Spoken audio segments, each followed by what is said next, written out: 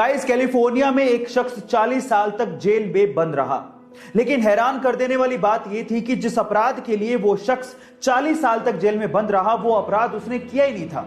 जब 40 साल बाद उसे बेकसूर साबित किया गया तो उसे जेल से रिहा कर दिया गया। लेकिन उस 40 सालों का क्या, उसका खामियाजा कौन भुगतेगा?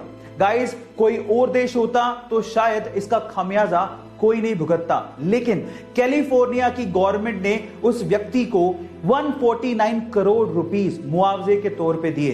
गाइस, हालांकि पैसों से वो 40 साल तो नहीं लौटाए जा सकते, लेकिन सरकार ने अपनी गलती मानी और कम से कम इतना तो किया।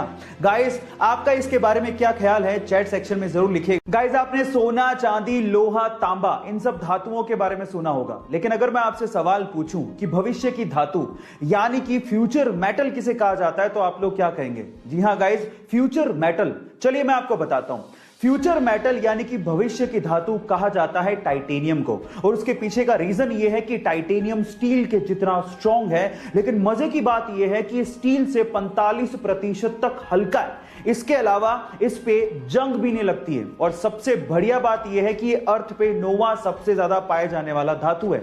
इसका मतलब इसकी अवेलेबिलिटी भी बहुत ज्यादा है, और इन्हीं सब प्रॉपर्टीज की वजह से आज टाइटेनियम को एरोस्पेस इंडस्ट्री में, स्पोर्ट्स इंडस्ट्री में, बिल्डिंग इंडस्ट्री में, और उसके अलावा surgical implants and equipment industry में भी यूज किया जा रहा है। गाइस, आपको टाइटेनियम के बारे में ये इंफॉर्मेशन कैसी लगी, चैट सेक्शन में जरूर लिखिए। कई लोग अपने शौक को पूरा करने के लिए पागलपन की सारी हदें पार कर देते हैं, और उन्हीं में से एक है अमेरिकन रैपर लिल यूजी वर्ट, जिन्होंने अपने माथे पर 1 अरब का हीरा गुदवाया है। Oh my God! और इस हीरे को खरीदने के लिए वो पिछले 7 साल से पैसा इकट्ठा कर रहे थे, और ये हीरा उनकी पूरी प्रॉपर्टी से भी महंगा है। गाइस, ये पागलपन की हरकत आपको कैसी लगी, चैट सेक्शन में जरूर लिखिएगा, और ऐसी अमेजिंग वीडियोस के लिए यूट्यूब पे हमारे चैनल को सब्सक्राइब कर लीजिएगा, और अगर आप इंस्टाग्राम पे देख रहे हैं तो मुझे फॉलो करना मत भूलिएगा। मिलते हैं अगली वीडियो में। गाइस, आपको इंडिया का नेशनल एनिमल तो पता होगा, टाइगर ऑब्वियसली, लेकिन क्या आपको अपने पड़ोसी देश पाकिस्तान का नेशनल एनिमल पता है? ये बहुत मजेदार सवाल है। क्या आप इसका जवाब जानते हैं? चलिए मैं आपको बताता हूं। पाकिस्तान का नेशनल एनिमल है मारखोर। आपने पहले कभी नहीं सुना होगा, लिटरली, है ना?